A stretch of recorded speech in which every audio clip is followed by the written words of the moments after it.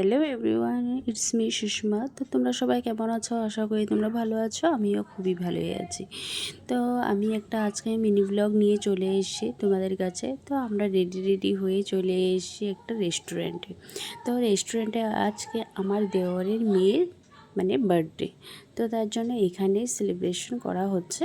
তো তাই আমরা রেডি হয়ে চলে আসলাম। দেখতেই পাচ্ছ যে কেক কাটিংও অলরেডি হয়ে গেছে। আমাদের অনেকটাই লেট হয়ে গেছে আস্তে আস্তে। তো তাই কেক কাটিংও হয়ে গেছে। দেখতেই পাচ্ছ যে সবাই বসে আছে।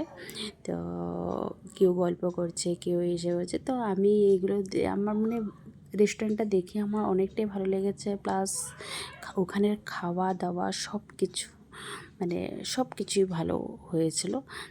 তারপর এখানে আসার পর আমি সাথে সাথে পকোড়া আর কোল্ড ড্রিঙ্কস নিয়ে নিয়েছি। তো তারপরে দিয়ে অল্প পরে আমরা খেতে বসে গেছি, কারণ অনেকটাই রাত্র হয়ে যাবে, পরে দিয়ে আবার বাড়ি চলে যাব। তার জন্য আর বৃষ্টির কোনো ভরসা নেই, এই দিন ভালো এই দিন খারাপ। তো তার জন্য তাড়াতাড়ি আমরা ওখান থেকে বেরিয়ে গেছি।